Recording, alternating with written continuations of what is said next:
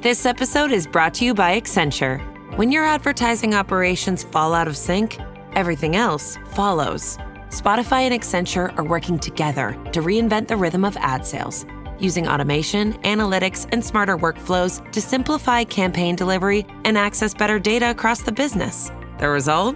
Less time spent on operations, more time connecting brands with the moments and fandoms that matter most. Learn more at accenture.com/Spotify. Get business done with the new American Express Graphite Business Cash Unlimited card. With unlimited 2% cash back on all eligible purchases, unlimited 5% cash back on flights and prepaid hotels booked through American Express Travel Online, and a flexible spending capacity that can grow with your business, you'll have the confidence to keep building. Apply today and earn a welcome offer of $1,500 cash back after you spend $50,000 in qualifying purchases on your new card within the first 6 months of card membership. Terms apply. Learn more at go.amex/graphite. And now, a special edition of the Toddcast podcast. Powered by Citywide Mortgage Services, providing complete financing and mortgage services for residential and small commercial businesses. Visit them at citywidemortgage.ca. Now, here's your host, Todd Hancock. You wanted the best. You got the best. The hottest podcast on the planet. Toddcast. And you watch, Gene Simmons will now sue me for that. It is true, though. This week, you'll go back in time, roughly the last few months, and here's some guest highlights. And it's a best of this week. Some outstanding guests in that time. Not to brag or toot our own horn, although somebody's got to do it. In sports, you'll hear from our resident sports loudmouth. He's been part of the cast since we launched in 2015. A model/race car driver and a retired NHL Vancouver Canucks goaltender. In entertainment, she is a hypnotherapist and a Reiki master. You will hear from a practicing CHN and CBT and an author/geologist.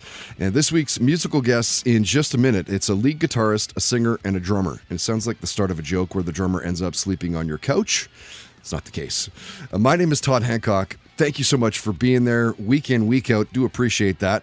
So coming up shortly, and stop me if you've heard this before, WBFF Pro and Hitch Fit owner Diane Chalot talks about nutrition and your meal planning and what you could be and should be doing in that regard. People pay big money for her to dish this sort of advice out. So that's later on in the podcast. As always, powered by our good friends at FKP MMA. Learn self-defense. Number 1. Number 2, build your self-esteem. Trust that you will be able to protect yourself and your family and your loved ones if need be. My youngest, Levi, he loves it. So I suppose if anything ever goes down where it's the family, we're going to trust that Levi will protect us. I mean, they train a UFC heavyweight fighter named Bigfoot Machado. Caillou is an absolute beast. Easily Vancouver's #1 training destination through FKPMMA.com.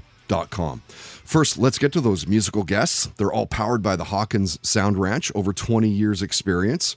So Corey, the owner, has been involved in this world for decades. I mean, straight up decades, back to his time in Vancouver with his band called The Ghost of Blood Alley. If you remember those guys, been there, done that, right? So let him help your band get to that next level. Use their state-of-the-art studio. They've got top-notch gear.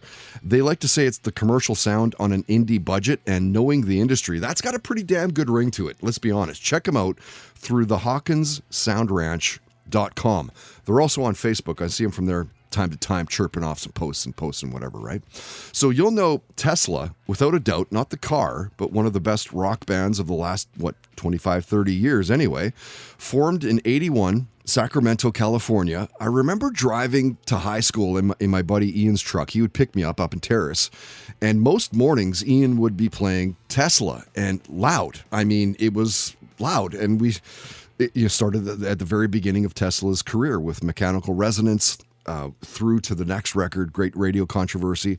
And then it just kind of, I've followed the band ever since. And they, of course, I've had some really big radio songs along the way, starting off with Modern Day Cowboy. Love Song was big for them. Signs was big. What You Give was big. So it was super cool to be able to grab Tesla lead guitarist Frank Hannon, jumped on a Zoom with us. He shared stories about touring, specifically here in Canada. We talked about all sorts of things like reading self-help books, binging Westerns and Star Trek. And you'll love this story about his first musical memory and his first concert. Well, I can remember being a toddler and going to a barbecue or a party or something with my mom, and there was a band playing in the backyard, and there was a guitar player. And I remember I must have been 2 or 3 years old, and I was like on her shoulders like this. She would carry me around. And I remember a guitar player having a flying V guitar.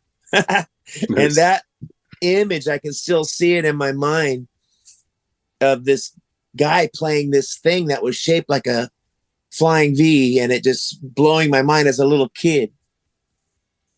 Fast forward to when I was 10 years old, Johnny Cash and the Statler Brothers were playing at the Memorial Auditorium in Sacramento.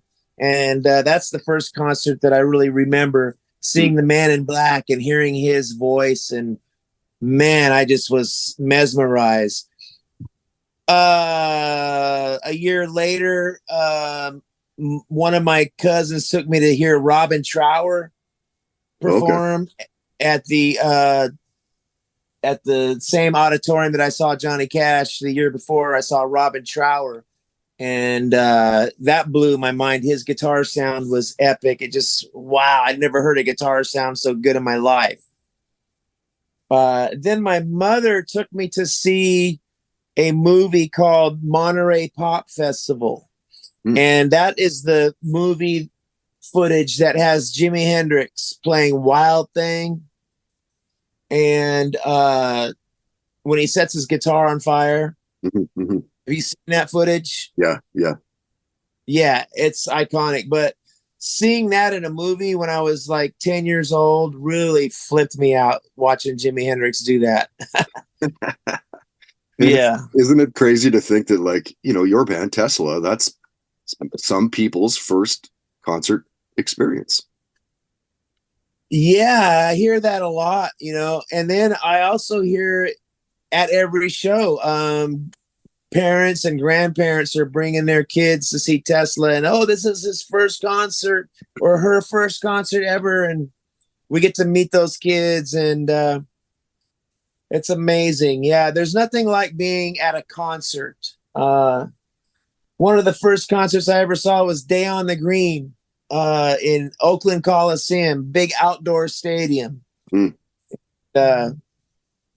Hearing the Scorpions for the first time on their Blackout tour. I'll never forget that.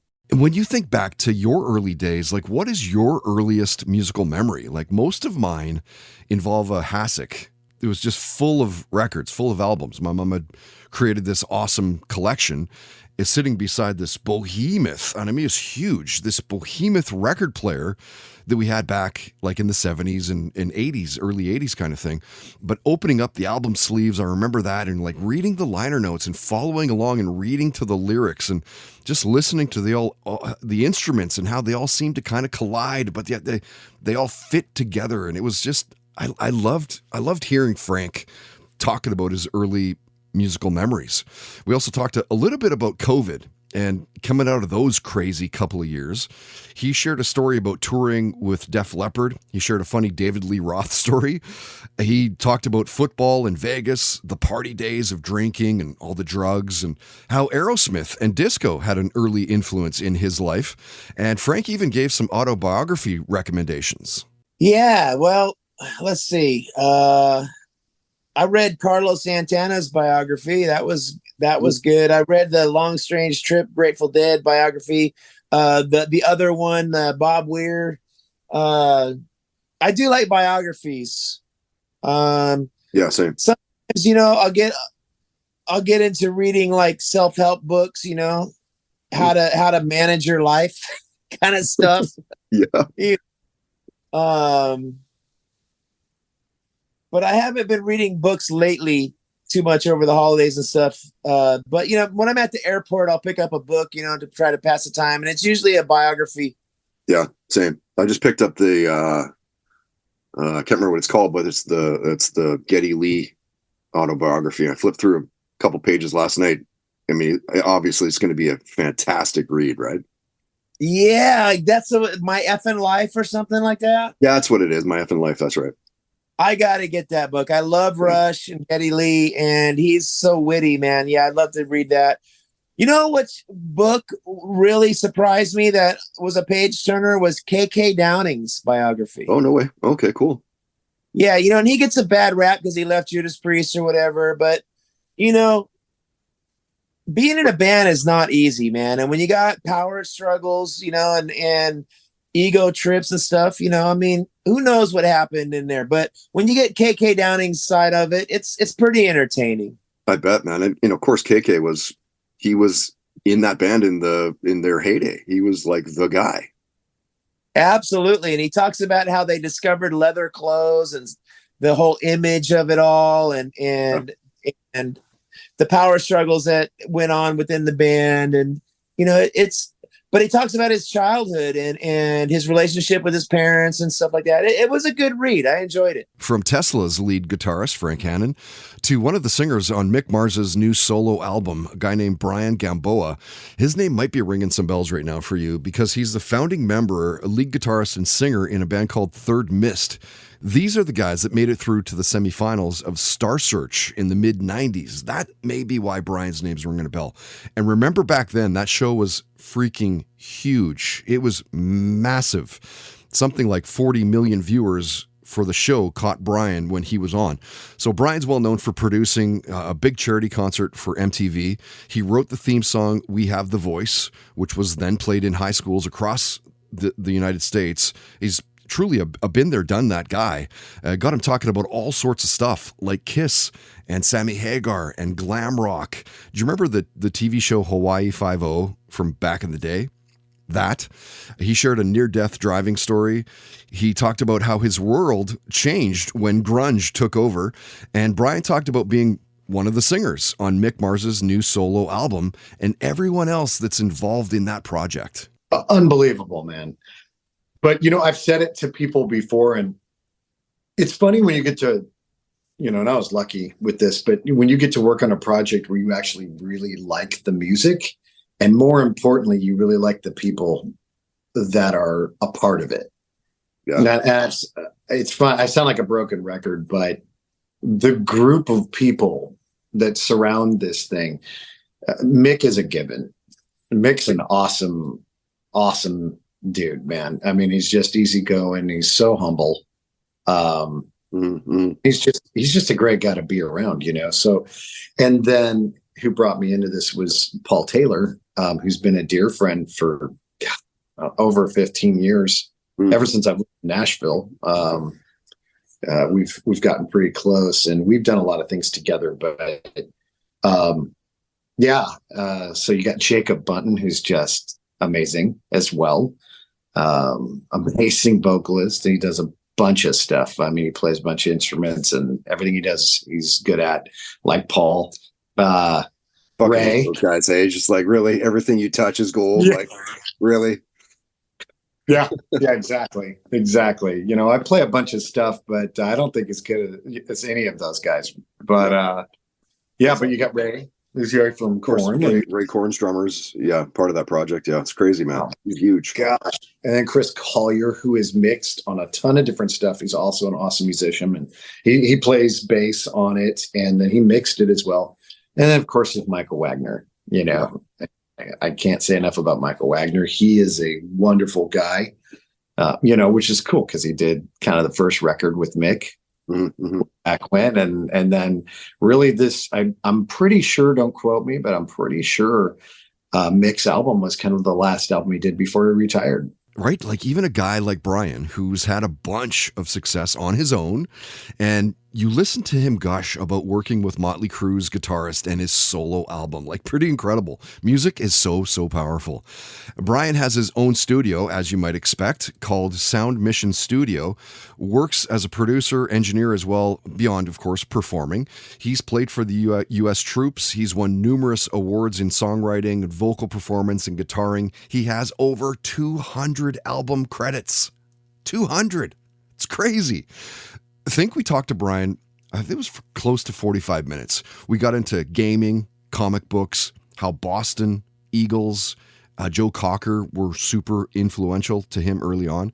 He shared the story of seeing Neil Diamond in concert. We talked about binging Curse of Oak Island. I recommended that he check out Graham Hancock's appearance on Joe Rogan's podcast with aliens and talking about the pyramids and all that crazy stuff and how everything aligns within certain, degrees of whatever. And it's interesting. And Brian talked about his love of football and being a big Denver Broncos fan. I love football, man. I'm a okay. And yes, I don't live there anymore, and it's been a kind of a depressing several years, but I'm still a Broncos fan. Wow, Denver really? Broncos. Yeah, I know it's painful right now. It's really painful. Not feeling very good right now, I guess, eh? I haven't been feeling good since Peyton left. It's been a rough go. Like every fan, man. You talk to them just like they cry about Peyton the whole fucking time, man. Well, think about it. After, dude, I'm not going to mention names, but we went from Elway, after a run of people, long ago. But then we got into the Elway era, which was amazing, right? And then you go from Elway and then jump to Peyton, and it's like, come on, like it's.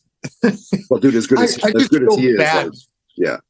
I feel bad for all the other quarterbacks that come into Denver. I do, because there's talent, but those are some big shoes to fill. Those two, Who's the best right now in the league? Do you think? Where's Mahomes fitting all that? Probably up there. I mean, he's got to be top 3. He has to be. That's a tough one, man. You're asking good questions. Who's I like that guy, the new guy at hold on, I just saw it the other day. I'll think of it. Do you go to games? Like, you go actually and hang out in the stadium? Like how used to, right? I haven't done that in a while. The last one I went with friends. My wife and I went with friends to a Titans game. Okay. That was probably over a year ago, I think. Yeah. That was maybe a year and a half ago or something like that. Maybe. Yeah, I think it's about that long now. That was a blast. Yeah, but not nearly as much as I'd like to. Yeah. I've always loved football. It's an awesome sport. Yeah, we'll take it from one of Mick Mars's singers, Brion Gamboa, to one of Canada's best punk rock bands, period, all time. Gob's drummer, Gabe Mantle. Now, you've heard Gob, of course, on any good Canadian rock radio station since the mid-90s, right? They've been around since 93. They're from Langley, BC, so as Vancouver, we could say, yeah, local boys. They're local boys. Being that this podcast, of course, is based in Vancouver. I played the hell out of those guys, Gob, back in the day when I was DJing at CFox. So it's 99.3 The Fox here, the city's big rock station. And Gabe actually talked a bit about that when we jumped to Zoom, the power of radio back in the days, like in the late 90s, early 2000s kind of thing, right? I have known those guys, Gob, since the late 90s. I did a hilarious promotion with those guys on the radio station I worked at. I took the band to a listener's house, interviewed them, had them play in the listener's living room. And of course, if you follow Gob or you know them at all, like the debauchery that followed after that is almost legendary. So it was great to get Gabe on the cast, and we talked about way more than just music, of course, right? Like he talked about seeing a UFO while out on tour. Crazy story. Taking a leak, stops on the side of the road, and there it was.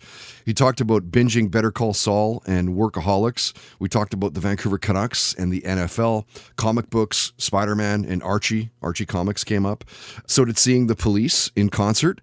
And Gabe talked about what it is about his band he thinks that their longevity in the music industry. Oh, who knows about that? Let me think.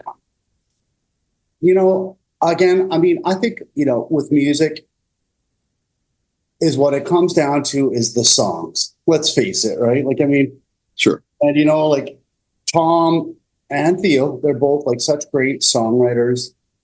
And there's like such a, there's a really quite a lengthy list of great songs that they've written. And even, doing the Paint It Black cover, we've done some cool songs, and, I think that those songs, they, you know, when you listen to them, even now they stand up. And no, I was just doing that. I was just playing some gob songs for my oldest. We Give Up the Grudge and I Hear You Calling, and like they're fucking great songs, man. Like they stand the test of time, like straight up. They stand up. So what am I going to tell you? I mean, to me, it's about the, you know. Yeah. What I'm going to tell you. I'm like a purist. I believe that the music does the talking. Like it's and the songs have you know, they stand up, and so to me, that's the reason that, you know, people still care. Like. But also I want to tell you, like, I feel like, you know, we come from the days where, you know, people, you know, we still sold, you know, hard, you know, what I call hard records or whatever. It's like, it's an actual record. Like physical copy in my hand. Yeah. Like, yeah. So those bands that were in those days, it seems like they are doing better now still, because, you know, it seems like that music is actually in people's hands. It's not just in the digital world or whatever it is. And I feel like that has a, you know, somewhat to do with it. I mean, you know, I think so too. I think some of it's also a little bit of nostalgia too, right? Like you listen to those bands you played when you were like, you know, mid-20s, and they're still amazing bands, like still to this day, still one of the best bands. Yeah, and I mean, there also is we were talking about this with some of my, you know, other bandmates in about the 10 other bands I play in. Right. And, you know, we were just talking about, you know, how it's like kind of in like, you know, maybe early 2000s, it's like music started, you know, or stopped sounding as good. Like, I mean, we came from the days of, you know, recording to, analog and to tape. When you recorded the 2-inch tape or, you know, 1/4-inch tape or whatever tape it was. And that sound that, you know, that sound quality that you had back in those days, it just made things just sound so amazing. And it's really, you can't, like in the digital world, I feel like, you know, they're getting pretty close. Things are great, but it isn't those old days. Like, and, you know, when you listen to Led Zeppelin kind of thing, and listen to AC/DC, and you listen to God, you know, I don't want to put us with, you know, gods like that, but I'm just saying, like, sure. Oh, it's that, you know, that sound of that natural sound. It just, there's something about it. It's like, and I think that helps. I think that helps our music carry on as well. Honestly, I do. I think, you know, recording in the old way, having, you know, the hard, you know, disc or whatever, and just like those are the things that I think help carry us on. And of course, again, the songs, you know, that resonate with people. Even now, it's so many times I get emails and the band gets emails and just people like, oh, this shaped my life, and, you know, those things like, you saved my life and all those kind of things. And you're like, oh my God, like, wow, I didn't realize we were that, you know, meant that much to people. But and really though, Gabe nails it, right? Like Gob's music is timeless. A huge Canadian band in the grand scheme of things when you really start to pick it apart. Like multiple Juno Award nominations. They won Best New Group in 2001. They are known for their energetic live shows, like so many radio hits, and a dedicated, loyal fan base. It's simple math. Gabe talked about the music that was in his house as a kid growing up when we jumped Zoom. Talked about being influenced by bands like early on, like ABBA. ABBA, really? Bob Marley, the Rolling Stones. Of course, you'd think the Stones. We talked a bit about gambling, hologram tours, touring with the Warped Tour. Specifically, he shared a great Green Day story.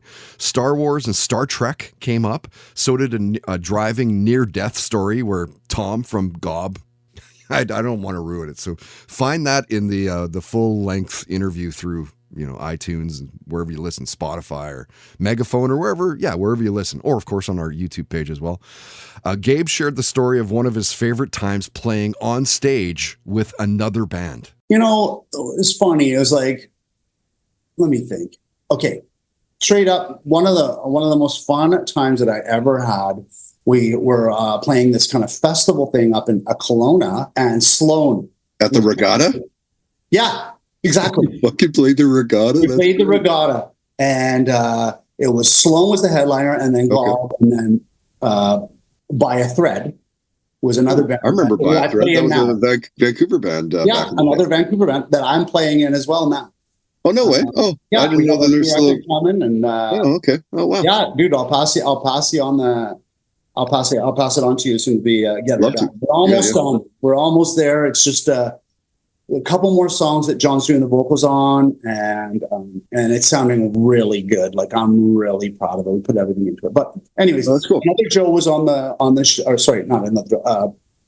By a Thread was on the show, and Sloan was on it. And so we did our show, and it was cool. We it was a great show. Like, it was like kind of like Gob at their peak, like, yeah, kind of like at the I Hear You Calling days, right? It was just like right there. And, we rocked and blah, blah, blah. But then Sloan came on, and we're sitting side stage, and they're like, Chris or whatever was like, during the show, right in the middle of the show, he's like, Gabe, come and play a song with us. So I'm like, okay. And they're like, what this song? Is not planned, right? Like, you're just... like Money City Maniacs, because I was like, I love that song. Down, down, down, down. Yeah, I'm like, okay, like that was like, that was on the radio on the Fox. Yeah, well, that was the song that started with that siren at the very beginning. Yeah, exactly. And it always got me. I was, driving in the car. And I got up there and I got played the show, not the show, but I played that song with them, and it was so cool. It was like, that to me was like, that meant everything, because like I said, that was, the Fox, the Fox meant a lot to anyone who was into rock and roll at all in Vancouver back in the day. Like, let's face it. Now I don't know, but back in the day, that was everyone listened to it, even if you're a punk rocker, and you know what I mean. Everyone, Fox is a big thing, and that's where we kind of learned about rock and roll. It's like, and Sloan. That's how I heard about Sloan, and that's how I heard that song. And Sloan brings it live, right? Like, those guys bring it. Man. Oh my God, Three that's different like one of the best songs I've ever seen. Rotate from position to position. Yeah, exactly. They're all going. So they're all going back and forth. And you know what? Those guys, it's like, I don't know if they love Gob the same way as I love them, but because we're like their baby, we're like their bastard. Or their bastard nephews or something, but we love them, and we really, and that meant everything to me. So to me, that was the number one of all time, jamming with another band or kind of being a part of it. But I mean, it was a lot of times that, on the Warp Tour, stuff like that. We'd have like, Fletcher from, like there'd be other bands just sitting on the side of the stage, and like, our bass players of bass would fuck up, and they would jump on and like help us. And Toddcast Podcast musical guest visits are powered by the Hawkins Sound Ranch. Use their 20-plus years of experience to record at their state-of-the-art studio. Commercial sound on an indie budget. Visit thehawkinssoundranch.com for more. Don't know where my heart is at, feeling like I had a heart attack. Well, you think you know me better than I know me. Woke up to face the fact I can't live like that. I'm killing the old me, just like you told me.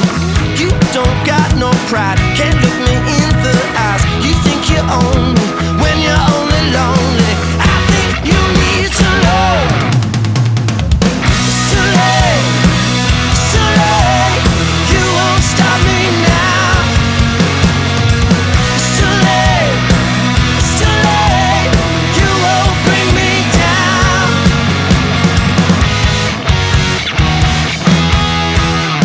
Don't know where my heart will go. You love me, then you left me cold.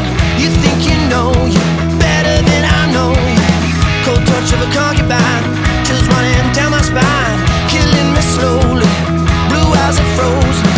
You did it for the high, took my heart for a ride. You think you own me when you're only lonely. I think you need to know it's too late, it's too late. You won't stop me now.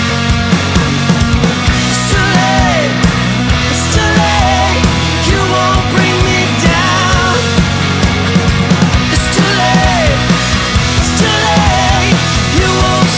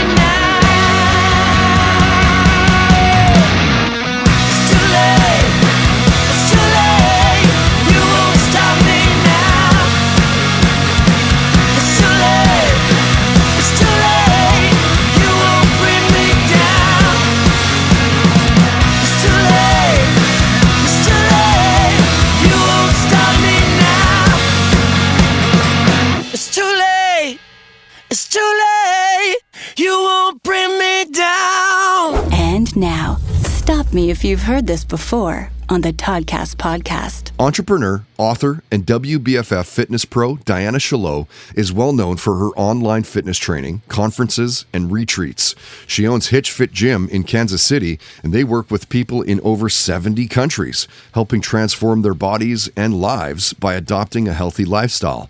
And when you heard Diana on the podcast, she talked about her 5-year goals, talked about keynote speaking, binging The Bachelor. We talked about cheat foods and personal trainers, seeing Dave Matthews Band in concert, growing up in Vermont, playing basketball as a kid, cheering on the NFL Chiefs, meeting famous people like Mario Lopez and Emmitt Smith. She even shared a near-death story. And stop me if you've heard this before, Diana talked about nutrition and her approach to meal planning. I do. Yeah. We've been online my husband, Micah, and we have an online personal training platform. We've worked with people online for 14 years. We were one of the very first in the online training space. So yeah, we put together people's nutrition and their workouts, and we've helped literally thousands of people over the years just, work on those new habits and, whether it's weight loss or building muscle, and go through, their own personal transformations. So yeah, I do that for them, and I do that for myself as well. Mm-hmm.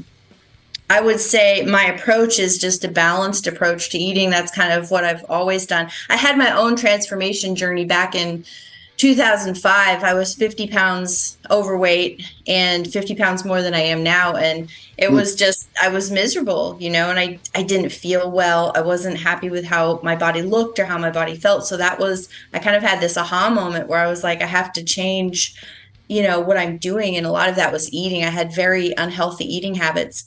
And so that's what I did. I changed everything, and I started to see my body change, and I literally never have gone back because I enjoy this and I enjoy how this feels. So I never want to go back to what I was doing before. Yeah, fair enough. And so what were the unhealthy eating habits? Like, it was just like eating too much or the wrong things, or like eating after 10 at night, or like, what was it? Yes, it was, like all the above. A little bit of all. Yes, yeah. All those. I had a major issue with compulsive overeating. So it was one of those things. And a lot of people struggle with this. It's a hidden behavior. And so, sometimes people will be like, oh, I eat healthy. I don't know why I'm losing weight. But then they have hidden behaviors where they're getting into the closet at night and they're, eating a whole bag of chips or cookies, or just kind of binging at night when no one is watching. And that's what I would do. I would basically starve myself throughout the day. I would get to the point where I was so hungry, and at the end of the night I would just kind of have this really terrible behavior of just massively over consuming. And it came from a place of sadness, and I was struggling with some just just a little bit of, I don't call it depression, but it was kind of on the verge of that. And so for me, setting this goal and then developing the discipline that it took to achieve that goal, especially with my eating habits, it changed my body, but it also gave me this freedom. Like, it was like I felt so trapped by that behavior. So when I figured out, oh, wait, I can change my mind about this, I can discipline my behaviors, it kind of opened up this freedom for me of just like, I could, breathe and relax and know that I could absolutely control all my eating behaviors.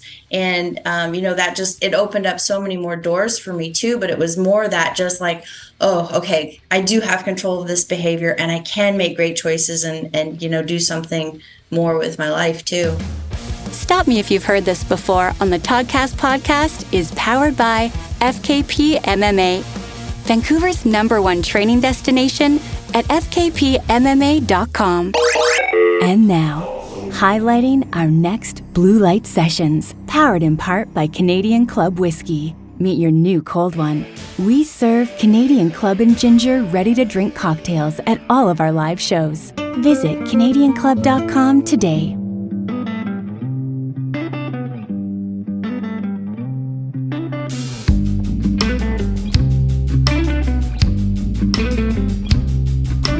Guess I'll let you borrow my crown. Keep it till the gold rusts into brown and jewels fall off and smash into the ground. Hand me down emotions, your thrift and your thoughts. I don't need your light, I can see in the dark. I'm just a rug you ash your cigarettes on. I'm just a mat you wipe your dirty boots on. Just a fire you warm your cold hands on. I said it, don't forget it. You poured the gasoline on. Now who you gonna lean on?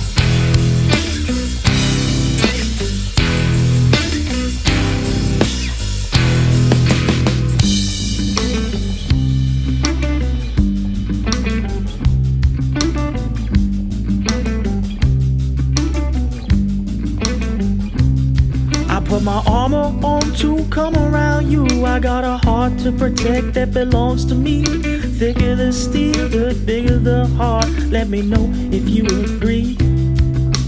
Hand me down emotions, your thrift and your thoughts.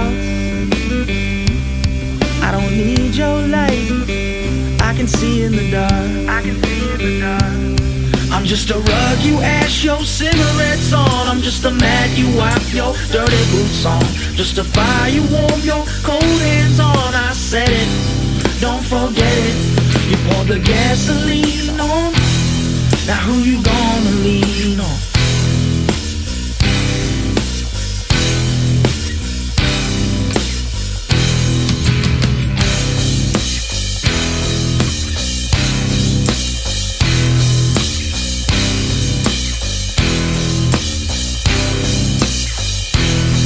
Pour the gasoline on.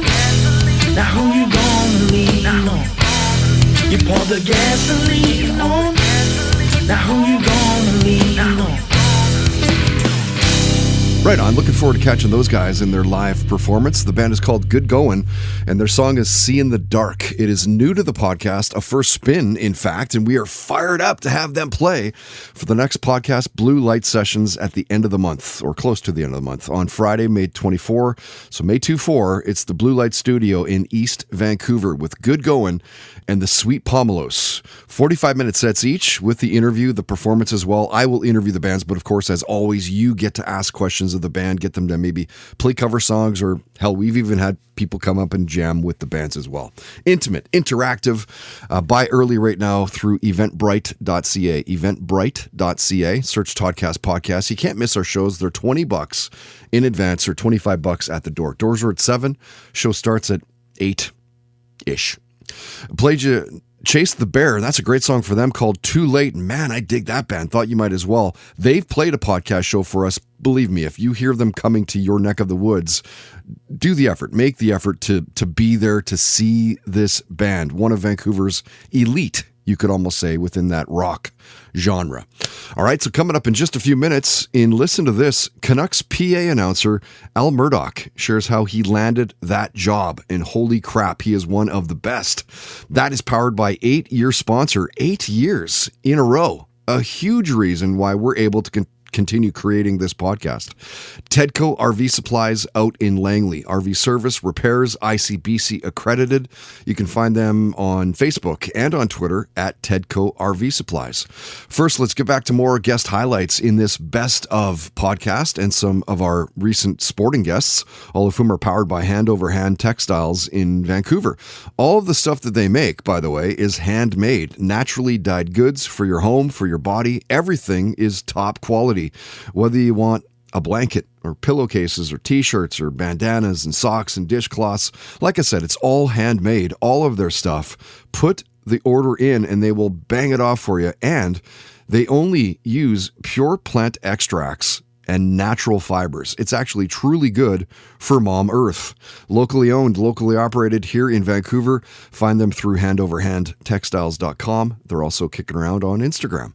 So you've heard Mr. Tequila on this podcast since we launched back in 2015. If you listened to my radio show on CFox between like maybe 2007, 2008, and right before I got let go in 2014, you heard Tequila there as well. He would call up from time to time and just go off. I mean, he would go off about the Vancouver Canucks and all the local sports like the Lions and, you know, the Whitecaps and more Canucks than anything. But he would always have something about that team, about the Canucks and news on that team, whether that most, if not all local radio shows wouldn't have, or at least he'd scooped them by a couple of hours.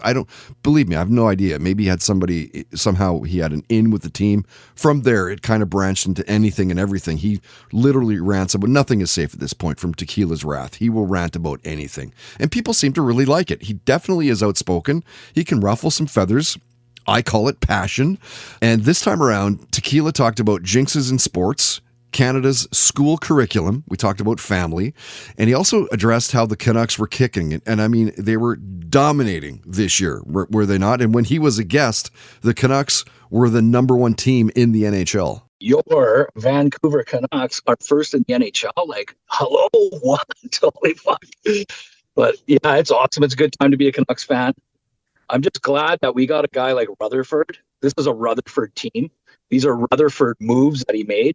And I like how he just gutted the team. We went from car wash to contender in one season. That's crazy. Right? Didn't they just sign him to another 3-year or 4-year deal? Totally. Yes. Even though it's Alvin that's making the deals, they're basically putting together the Pittsburgh Penguins of like 2016, 2017 when they went back-to-back cups. We have a similar team to that, where you got your 5 core players and you just plug the gaps with good penalty killers, a couple of defensive players, bigger defensemen, and then getting Hronek. Like, hello, wow, was that the pick of the year? We won that trade. And Zadorov as well. Like, these are just massive human beings. Massive. Totally. And we went to the game. We saw how big that guy is in person. Him and Myers, those guys are massive. Like, we got a big team, man. So I think that just some of the changes that they made is why we're so effective. And again, a full year with Tocchet. Tocchet's all big on accountability and whatnot. And he really challenged these guys in the summer, keeping in contact, making sure they're ready to go. Because the last couple of seasons, we were actually doing okay. It was just a shitty start. You start the season 0-8, it's too hard to come back from, right? By the time we got our shit together, we're out of the playoffs, long out of the playoffs. This year, our boys were well conditioned, challenged by Tocchet, and anybody from Demko to Miller to all these guys. Besser, look at Besser, complete turnaround. The guy's back to being an absolute sniper. And look at all the people saying we should have got rid of Miller. Look at Miller. Miller's awesome. I don't care what anybody says. Miller, like now hindsight, like Miller looks pretty damn good over Horvat. Totally. Everyone was bitching. Look at the way. Look at how pissed off Miller gets when it's a loss. That's what you need to see from your captain, Bo Horvat. We never once saw that. Bo Horvat was used to losing. Right. Oh yeah, well that's bullshit. You smashing sticks like fucking Miller was. He cares about it, right? Yeah. Now that is Hughes was smashing his stick on the bench there the other night. Yes, those guys blew a 3-goal lead. They know they're good when they play their game, and if they take the foot off the pedal for 2 minutes, they know that can cost them now, right? Yeah. We got 4 lines rolling. 4 lines is a very good problem to have. Plus, when we come to the playoffs, you're playing top 4 D, so Hughes or Hronek are going to be on the ice every shift. Will become the playoffs. You know what I mean? We've never, ever had a guy like Quinn Hughes, ever. We've never had a defense. We've had Pavel Bure, yes, the greatest ever. We've had our Trevor Linders. We've had City. We've had Luongo. We've never had a bona fide superstar a la near Bobby Orr, Quinn Hughes. Really, truly, and what a year it has been for the Vancouver Canucks, especially as a longtime fan of that team. Apparently, there was a lot to go over and go off about, by the way, last time Tequila was a guest, because just kind of looking over what we talked about, police brutality came up. So did Canadian and U.S. politics, Vancouver's snow days, Motley Crue's arbitration with Mick Mars, and Tequila talked about Messi and European soccer and buying season's tickets to the Vancouver Whitecaps. I got a little bit. I had to get in on the Messi sweepstakes, so I got a season ticket holder for the Whitecaps this year. Okay. Because my kid's favorite player is Messi, and he's supposed to come to town May 25th. Right. And apparently, the only way you could probably secure tickets is buying fucking season tickets. Tickets, which really for the Whitecaps, it's not really that expensive. It's not even that bad. So it was $800 for 19 which is games. Like fucking nothing, man. That's not like four games to the Canucks. Totally. The Canuck games they're fucking pretty pricey. That's our fucking favorite sport. But again, we go to the games in Europe, and dude, it's a different animal even back there. It was like I was regretting even bringing my kid to the game. I'm like, are we even gonna fucking get out of here? Like they're shooting Roman candles. No. Like yeah. So you got one team in this. It's a city. It's a city. Sofia is the city. So there's two teams that absolutely hate each other from the same city. So they have to play this game at a central arena, so a soccer stadium that's not favorable to either of them. Yeah. So then the one half is Levski, and the other half is Sisika, the team that we like. And then it's separated. They have a section of seats that are separated so that they can put the riot police there. So they're just chanting, and they're going fucking crazy. These fans are fucking nuts. Like, this is just some Bulgarian league, and they're going mental. Shooting Roman candles at each other, right? So you see one come down and everyone just like cheering. It was like, holy fuck, the guy almost got in the head. It's like, yeah. It's like, it was just so normal, right? Smoke and rain crowd. Yeah, so it was a little crazy. I did see some footage where even the home team lost, and they shit the bed hard. It was like 4-0, they lost. The fucking fans jumped the gate and pulled the jersey off the players. No. Right there. From our resident sports loudmouth, Mr. Tequila, to a model turned race car driver, Kristen Strout. You've likely known about, or certainly have seen Kristen over the years in fashion campaigns and magazine covers. And when Kristen was a guest, we talked about keeping up with social media, how she drives an Infiniti G37 as her day-to-day, or is that a G37? I think it's a 37. Seeing Evanescence, Seether, and 3 Days Grace in concert, she talked about real estate and how she flips houses. And Kristen talked about the music that was in her life as a kid growing up through to present day. I love rock music. I've always been like a rocker chick. Yeah. And I hate that I feel like it's like dying. I'm like, no, it's not dying. No. It's not as big as it used to be, though. I feel like kids nowadays, our age, people like my age and whatever, they still like it, right? But I feel like the younger generation is like, what is this crap? I'm like, it's the best music ever. Totally. But then you listen to their shit and you're like, what is this? Like, you're talking about what this crap is? Yeah, like, this guy's mumbling. I can't hear a thing, man. Exactly. But yeah, no, I absolutely love rock. I like country now too. I'm here in Nashville. Yeah. What's his name? Morgan Wallen. Yeah, he's huge now. Yeah. So good. It's crazy. It's crazy how good he is. Yeah. Like, I'm not a country guy at all, but like this past summer was like a Morgan Wallen summer in my house. Well, I feel like country's it's gotten a lot more like mainstream and rocky, even like a lot of yeah, totally. It was funny. There's one kind of new guy that has recently come out, and I see people commenting, oh my gosh, like you created a new amazing genre. It sounds like kind of like a rock, but you're talking about like country stuff. So it's like country rock. And I was like, he literally sounds exactly like Nickelback. I'm like, guys, this has been around for like 20 years. He's not starting something new, I promise. Like, yeah. Well, didn't Nickelback just did that big tour with like a couple really big country? It's like, what? When they announced that, I was like, what is going on? Everybody hates on them. And I'm like, you cannot deny they were freaking good. Nickelback's amazing. Those guys, if you see them live, like, and truly give them your time, you'll walk away a fan. Yeah. You will. There's just no way around it. They're that good. Kid Rock did that to me. I was not a big Kid Rock fan, really? but he was live at a concert, and I was just like, the way he commanded that stage and his like personality, I was like, I love him. Don't you just love finding out about the music that people listen to? It really can shed some light on that person, or at least I like it anyway. So from modeling to race car driving, Kristen talked about that world a lot, carving out a niche for herself. The competition is, of course, fierce, as you would expect. Everything is just so intense, and your adrenaline is just ripping and heart's pounding. And you heard us take Kristen into other parts of her life as well, like growing up on naval bases, living in Nashville. She shared a near-death motorcycle story and how she played in the LFL, the Lingerie Football League. We talked about how she's into automotive tech, and Kristen said that nothing comes close to the adrenaline rush of racing cars. I thought track days were so much fun and I love them, but an actual race, nothing like it, 10 times more. Like, and because I had done like open passing at track days, but still no one really like got as close and as aggressive as like they did in actual racing. And that was like kind of new to me, or like getting off my line and like adjusting like to that sometimes got kind of scary because I'm like, I'm like off. I don't know if I can take this turn now. But it was just yeah, the adrenaline rush and whatever was amazing. Like our stints were 2-hour stints, like at that race. And I remember my mom's like, I would be so bored, like driving around the same track for like 2 hours. And I was like, no, Mom, no way. And I was like, it went by so fast. It's funny because I'm like, there's no way that was like 2 hours. I'm like, I feel like I just got in the car. And we'll go from a model turned race car driver in Kristen Strout to a retired NHL goaltender and mental health advocate in Corey Hirsch. Corey is one of Canada's best goaltenders ever when you start stacking them up.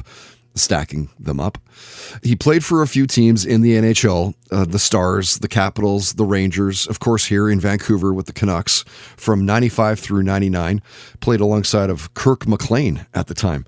But before getting to the bigs, of course, he had to carve his way to get there, right? Playing with the Blazers in the WHL, drafted in 91 by the Rangers. That same year, named the CHL Goaltender of the Year, President's Cup the next year, the Memorial Cup, played with the Rangers affiliate, was named the league's top goalie, had the lowest goals against average as well. So listen to what Corey said about realizing his true potential to maybe play professional hockey. Probably really started recognizing when I was about 13 or 14. You're just so much better than everybody else. And that's not being, bragging or being arrogant. It is what it is. It is what it is. Like people just couldn't score on you.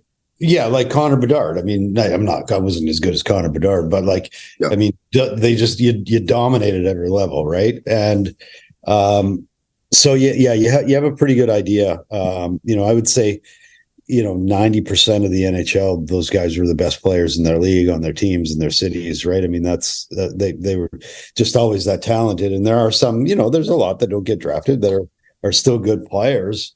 That bloom a little later, but for the most part, it's typically the kids that they're the ones that dominate, are going to have the opportunity to, and then a lot of things have to happen along the line, right? I mean, coaches have to like you, you have to get on good teams, you have to have good players around you. Like there's so much that has to happen to be able to play in the NHL. It's ridiculous.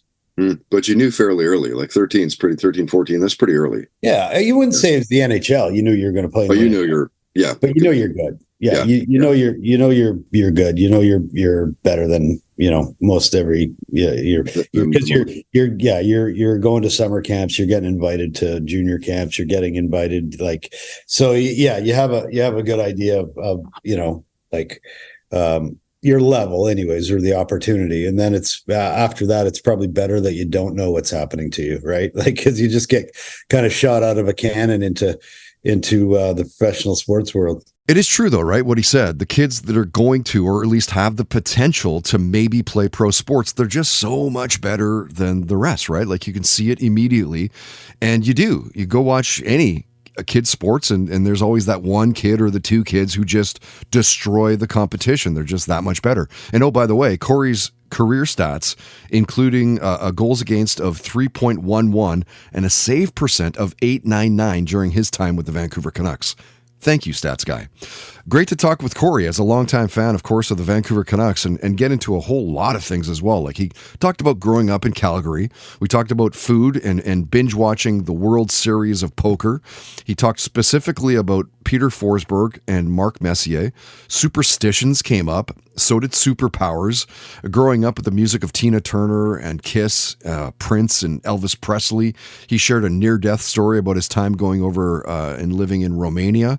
And as mentioned earlier on in the podcast, you'll know Corey for being a big advocate for mental health awareness. His book, called The Save of My Life, My Journey Out of the Dark, is all about his struggles.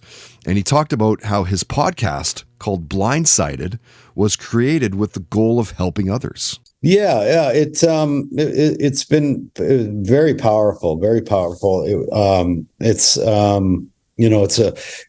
It can be a tough listen sometimes. There's a lot of struggle and a lot of pain with the people that we interviewed, but the stories are incredible, and how the resilience at the end of it, how they come through it.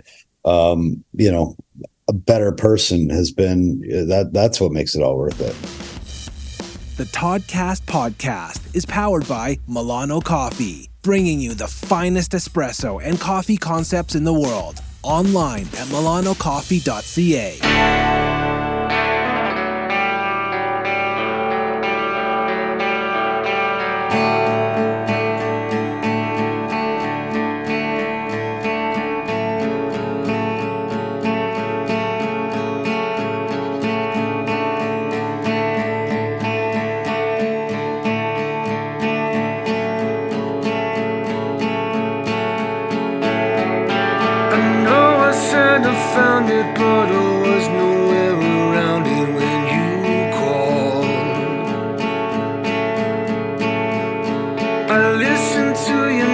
is not the words, but how you said it sad and small.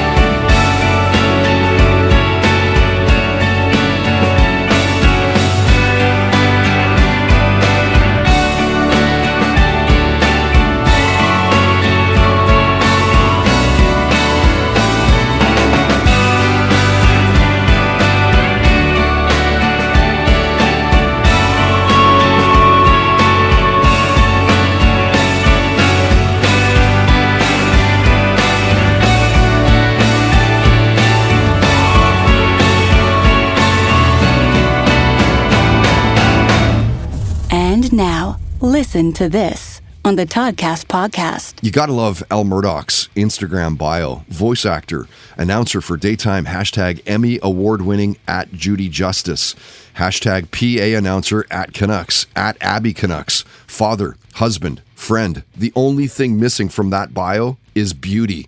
I think I've told you this story before. Al's show back in the day on AM 730 CKLG, The Afternoon Drive, is a key reason I became an on-air ninja in radio. Heavy production, lots of moving pieces, continuous flow. He is an absolute beast. Of course, present day, the fact that Al's the PA announcer for the Canucks is likely why you know him. Does the Winter Classics, the All-Star Game as well. Simply put, he is one of the best announcers of any sport. And when Al popped by the studio to be a guest, we touched on so much stuff. Talked about hearing Led Zeppelin for the first time, his favorite movie genre. We touched on his time with the Vancouver Grizzlies, if you remember the team we had here in Vancouver. We talked about radio and if you'd ever go back. We got into the shows that he was binge watching at the time. We bagged on Selena Gomez a little bit, talked about triathlons, overrated bands. And I mean, if you get the chance to talk with Al Murdoch, you gotta ask him how he became the rink PA announcer for the Vancouver Canucks. Listen to this. Well, the PA job came to be, at least for the Canucks, probably because of my relationship with the same people that are there from the Vancouver Grizzlies days. Fast forward to 3 years ago, I'm away on vacation with the family. We come back, we land, literally we're getting into the car, we're driving home, and I get a call from the Canucks saying that John Ashbridge, the legendary Ash, who's been the PA announcer there for 26, 27 years, had a little bit of a health scare, and he was in the hospital, and they said, can you do the game tonight? Listen to this on the Toddcast podcast is brought to you by Tedco RV Supplies in Langley, an ICBC-approved repair shop. Visit them on Facebook and Twitter at Tedco RV Supplies.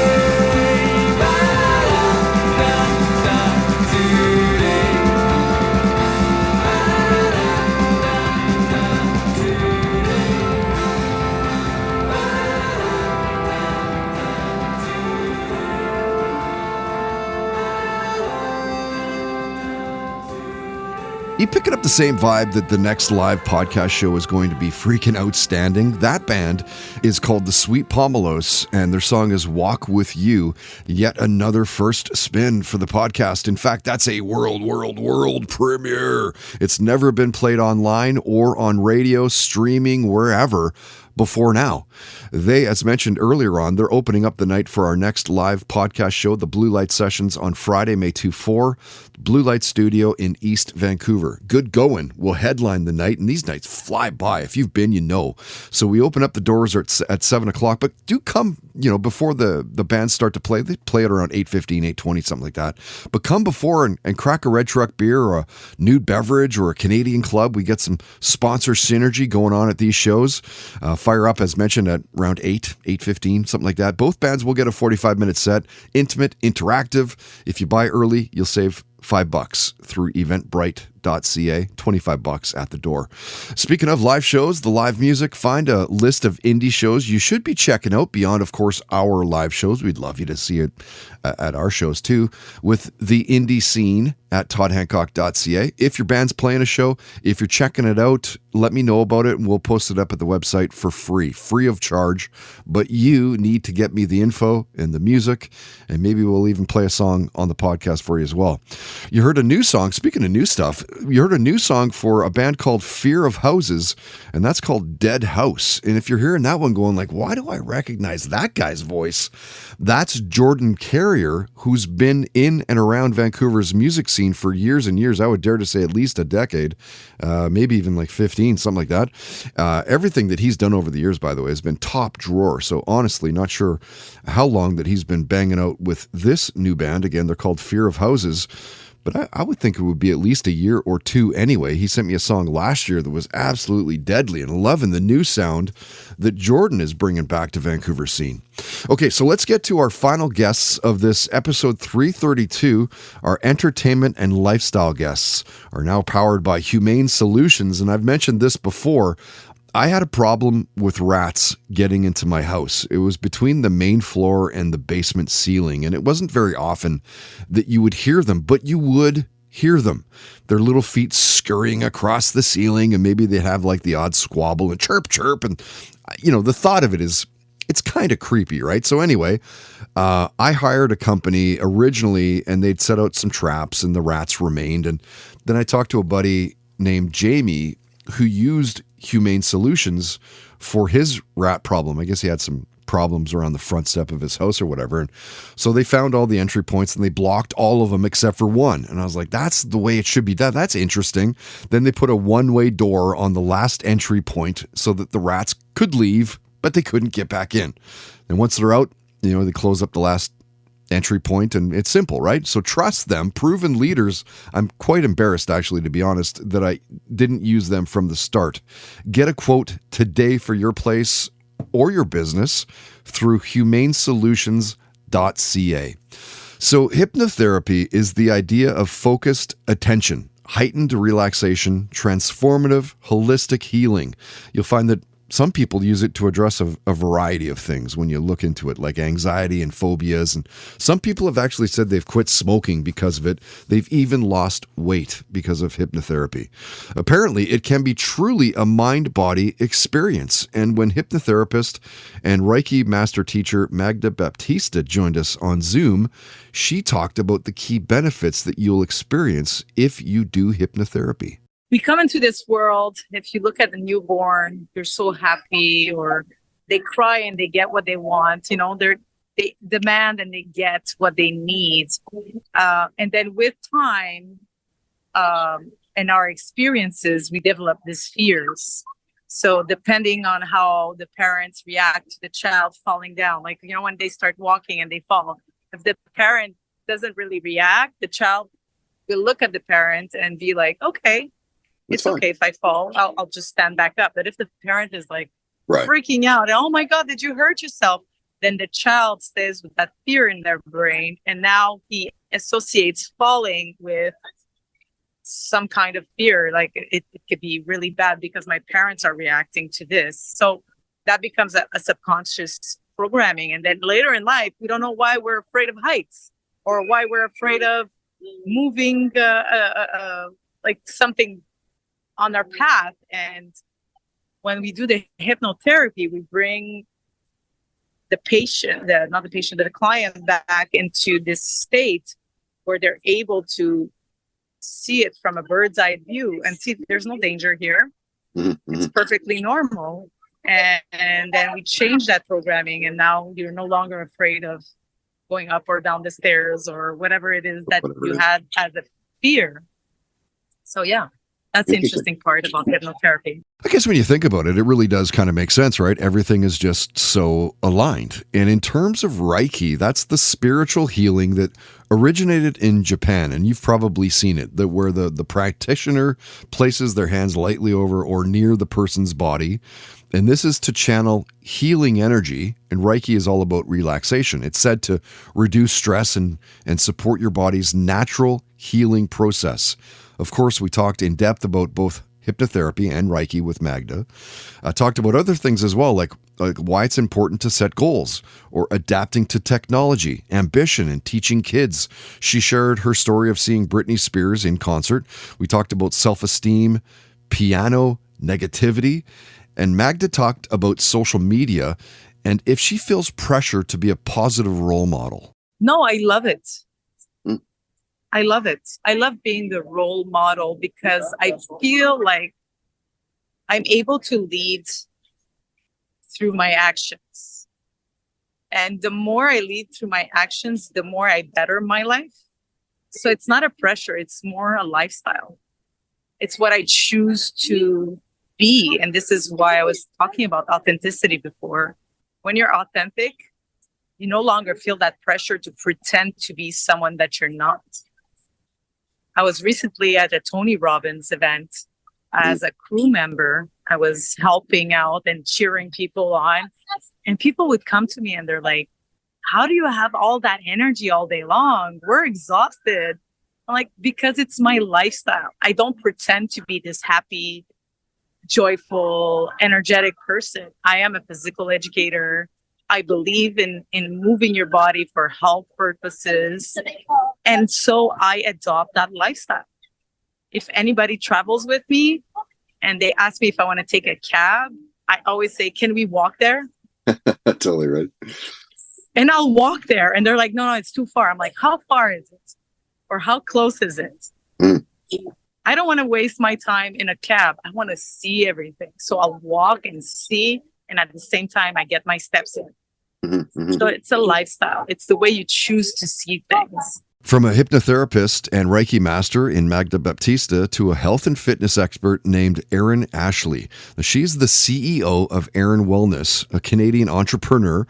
She went on Dragon's Den, was offered a deal, and then turned it down. We follow each other on social media. The industry, I guess, just kind of tends to do that. So there was a point in time when Aeryon was doing health and wellness features on radio here in Vancouver. So I've kept up with Aeryon for years. She's just inspiring. She does incredible things, super positive. She's a CHN and CBT, clinical hypnotherapy and cognitive behavioral therapy, an author, keynote speaker, powerful and humble among it all. And she's funny. As we talked about Christian music in her house as a kid growing up, the Canucks and Taylor Swift, watching the Raptors live, the idea of fame. She wanted to be famous when she was younger. Her career highlights and how it involves boric acid. Oh gosh, I have so many. Winning Launchpad at CHFA was definitely a career highlight. So we won Innovative Product of the Year with Up and Away, which is our 100% boric acid. I was the very first company in Canada to launch a kit with an applicator in a box. And okay, I'll tell you the story behind it because I spoke about it the other day at the summit. So I spoke at the summit for the forum and I talked about rock bottoms. And I said, one of my rock bottoms, this is my favorite rock bottom. So it's my favorite rock bottom, but my favorite highlight as well. So I had been dating somebody for quite some time. We had a long-term monogamous relationship. He didn't get the memo on that. And the last kind of gave it away year of our relationship, he was with everybody. And the worst part was everybody knew but me. And I remember crying to my mom on the phone and just like, I was devastated. My body ached, just like I was just devastated. He lived with us. So it was my daughter that was affected as well. It was just awful.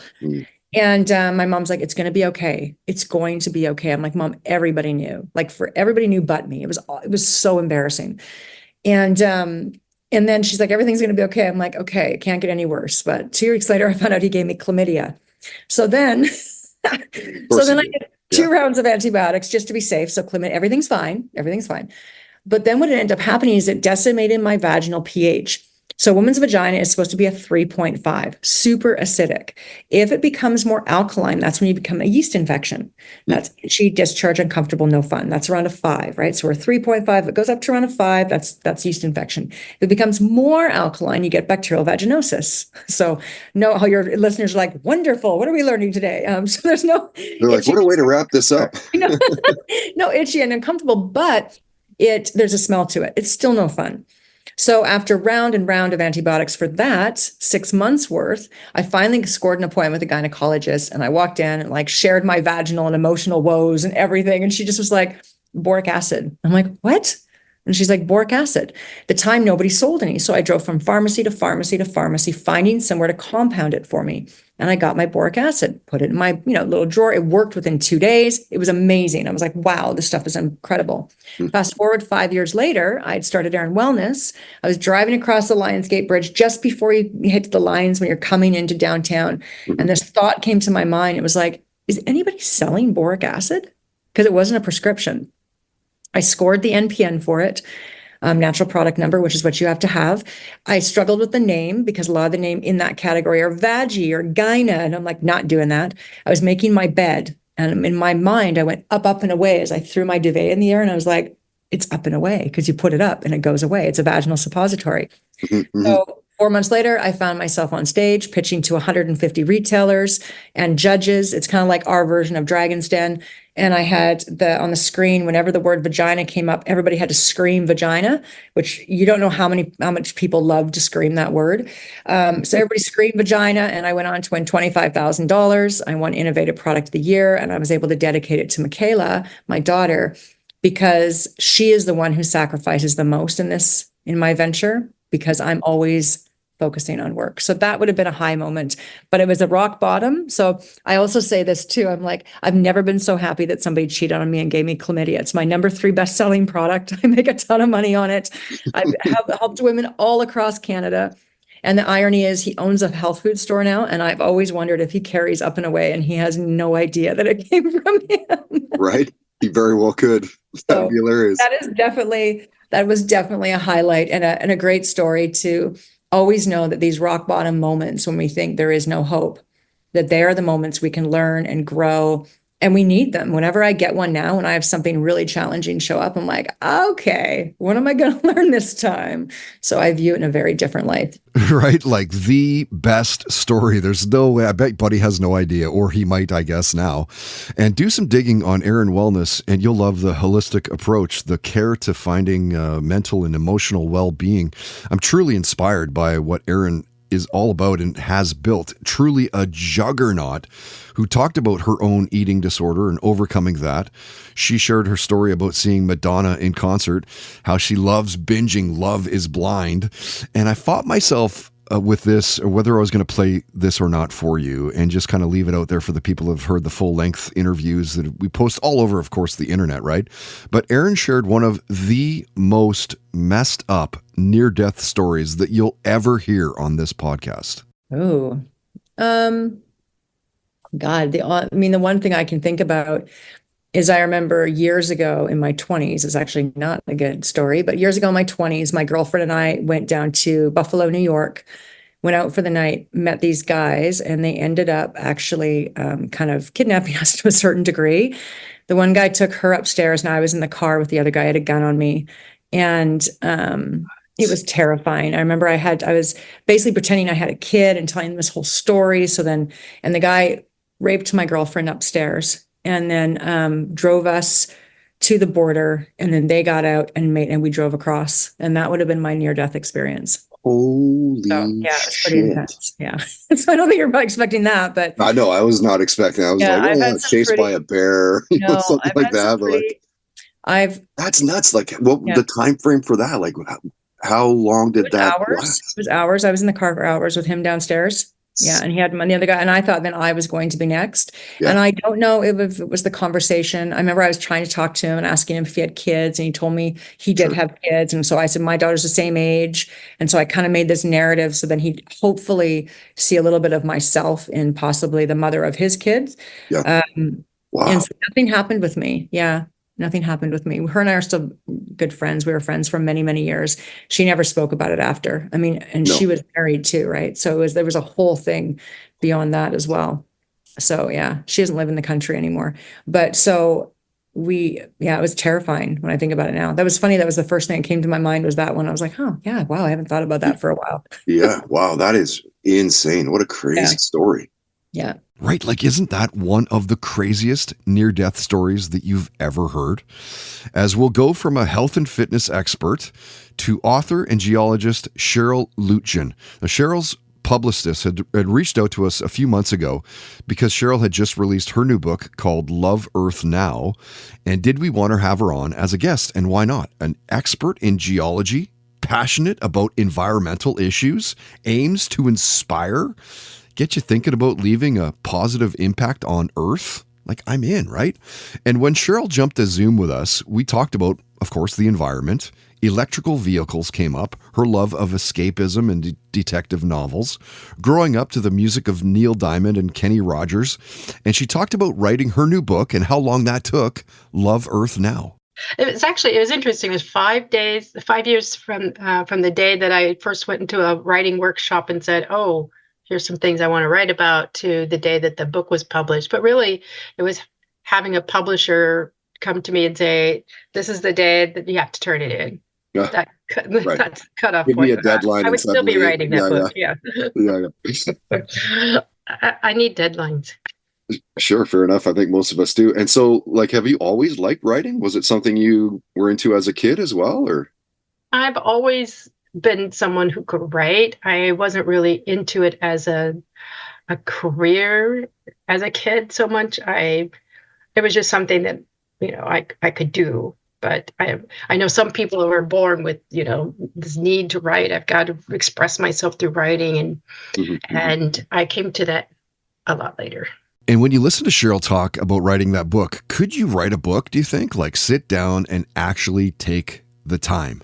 Like, maybe when there's an empty nest syndrome going on in my house, but I couldn't imagine trying to carve out enough time to devote to a project right now like that. Or, for my story anyway, I've thought about doing that from time to time.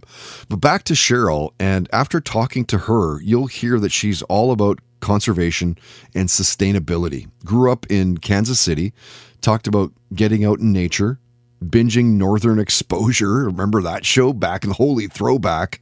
She touched on career highlights, COVID's effect on the world, and Cheryl shared what the music was like in her house as a kid growing up and her first concert story. My parents listened to some pretty cool music. They were really young when I was born, so they were still listening to rock and roll and a lot of Neil Diamond, I recall, and of course Al Hurt and the Tijuana Brass. That was big. Kenny Rogers and the First Edition. My first concert was with my parents going to see Sonny and Cher. Okay, I was going to ask you a first concert. And what do you remember about that night or that day or whatever? Yeah. So music was a big part. I mean, I remember music being played in my house growing up. Of course, that was before there was TV 24/7 and podcasts and all the other media. And everybody with their face in their phones. Right, and their earbuds, listening to their own music. Yeah, it's a really weird time, especially considering growing up the way that we did. I would imagine we're probably similar in age. And to not have anything, to suddenly having everything. Yeah. And I don't know who had it better. Yeah. Maybe somewhere in the middle would be nice, but we don't ever seem to get that. Yeah. What do you, I want to back to your first concert. What do you remember specifically about that show with Sonny and Cher? I just remember thinking her hair was really long. I was young. I don't remember how young I was, but I was really young. Yeah. And maybe that wasn't the first. I remember going to the outdoor theater with my grandfather to see the guy who played Gomer Pyle. What was his name? Oh, golly. Yeah. That guy? he was singing, and that was my first experience hearing a person sing live in person, and I just thought that he was the best singer on the planet. I went home and told my parents to buy all his records. Like, I don't even know if he has any. Red Truck Beer, delivered fresh, the official beer of the Toddcast podcast.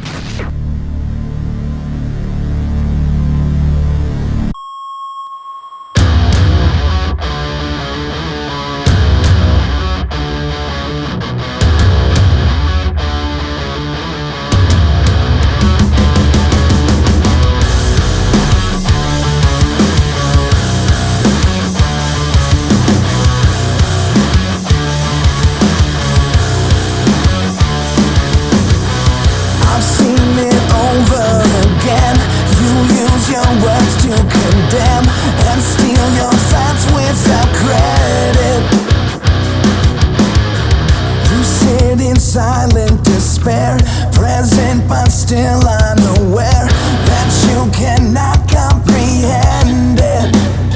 So open up, just give up, just give in, bust it up, don't let it get away, yeah. Don't let it get away.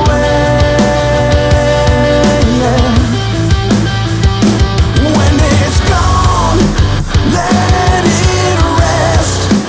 Let it rest. The best is gone. It will never be so good again. Let it rest.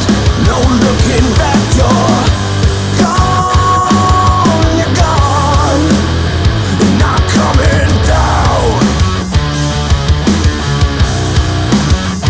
I'm coming down, yeah.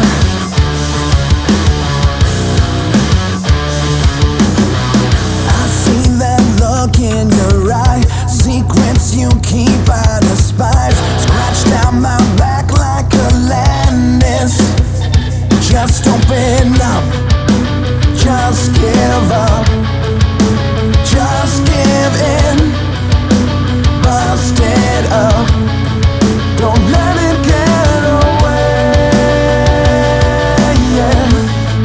Don't let it get away, yeah. When it's gone, let it rest. Let it rest. The best is gone. It will never be so good again. Let it rest. No looking back. You're gone. You're gone. You're not coming down. I'm coming down, yeah.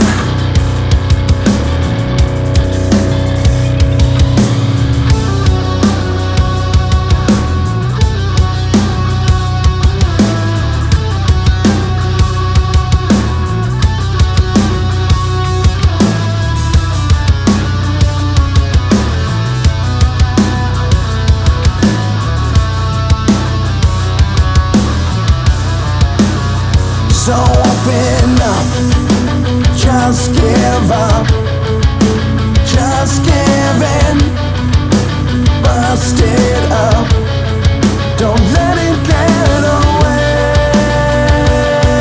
yeah. Don't let it get away,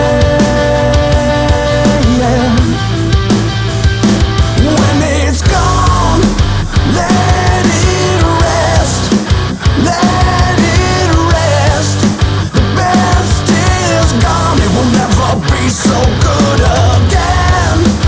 Let it rest.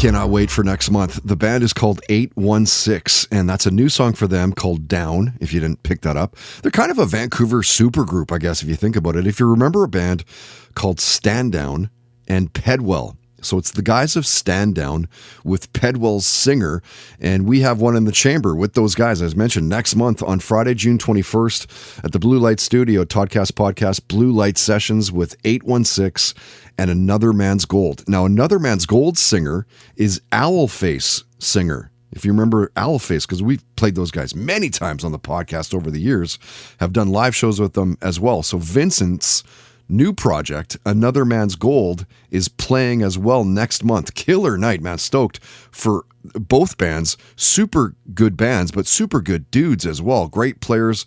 It's going to be really good. As always, both bands will have that 45-minute set, the interview, the performance. You can grab tickets right now through eventbrite.ca, eventbrite, eventbrite.ca, Toddcast Podcast. You can't miss it. It's likely to sell out, so grab tickets right now before it does. Looking forward to getting you to our next podcast as well. Everyone does it, binge watching. 12 guests will talk about what's eating up their time in front of the boob tube. He's not a guest next week, so check out what 311's bassist Peanut said. Binge watching the 4th season of Fargo on Hulu through. Oh, you are, eh? Yeah, yeah, exactly. God damn, it's good. I love all of the seasons, and I love living in that world. But this 4th season with Chris Rock and Jason Schwartzman is just incredible. I think I don't know if it's the best, but I love that it's doing what it's doing. And I'm on like the last episode, and I'm like watching 10 minutes at a time and finding some excuse to stop it and pursing it out. I like that about modern series watching. Who knew that we could watch 15 hours of a narrative and want more? I know, right? Like Ozark and, of course, Breaking Bad. It's just like, here's this like 50-hour movie that we're all kind of privy to now. And the world is a better place with that kind of long form storytelling. I think it's amazing. Yeah. And I liked it. And maybe you felt the same way too, when series will just release like one episode a week, and it kind of almost is like nostalgic. It fucking makes you think of like the way it was when we were little kids. Like my kids were like, what? Why are they only releasing one a week? What is that? I'm like, that's the way all shows were. Yeah. You had to wait. And then it made you think about it. Boom, it's Peanut of the rock band 311. Next podcast, you will hear 12 guests as they share their binge-watching habits. Personally, I'm into the Gentleman series right now. Guy Ritchie, written and directed. It's good. Like, it's all about weed. It's a weed farm on this land that was recently transferred to a son from his dad who just passed away. And the relationship between the growers and the house and the manor, I guess. It's like the movie, if you've seen the movie, but it's stretched into a bigger series. It's really good, which I guess we'll put a little bow on this one. This one's pretty much done. Episode 332. Of course, a big thanks to all of the guests this week for allowing us and putting up with us, promoting their careers even more than originally thought. If you can believe it, there are some guests over the years who have asked us to stop posting their visits. Yeah, not even kidding you. I wish I was. Some who have outright blocked us from following them on social media, which is a real mind blower, because you'd think that they'd want to have their spotlight shined on them, right? But to each their own. Sean Avery, I never expected you to be so thin-skinned on social media, but I'll leave it at that. Once again, my name is Todd Hancock. Thank you so much for listening. If you like what you heard, please do tell your friends about what we're doing here. We are part of the Realm.fm network. They're based out of New York City, worldwide distribution. Super thankful for that. Realm.fm is amazing. Like fiction, nonfiction, they have so many to choose from. So check them out as well. You can subscribe to us on iTunes, Spotify, SoundCloud, Apple Podcasts, Megaphone. We post all of our interviews on our YouTube channel. Of course, if you comment and rate the podcast, it helps out big time. Again, a simple search of Toddcast podcast. You can't miss us. Huge thanks to all of our stellar sponsors. It's their support that allows us to indulge and interview people and create podcasts for you. So find links to all sponsor websites and use them if you need them through toddhancock.ca. If you'd like to sponsor the podcast with your business, you can for as little as $10 a day. Contact info at the homepage. Maybe we'll have a beer, have a coffee, and see what's up. All right. And if you help us find a sponsor, we will give you a commission. No kidding. Like, make some bank listening to this podcast. Please let me know who else is doing that. I'll wait. Not going to wait long, but I'll wait. Till next time, don't be an asshole. Nobody wants to be around that. Have fun, play hard, and most of all, believe in yourself. You've been listening to the Toddcast podcast, powered by Citywide Mortgage Services, dedicated to helping you find the best mortgage rates. Available 7 days a week at citywidemortgage.ca.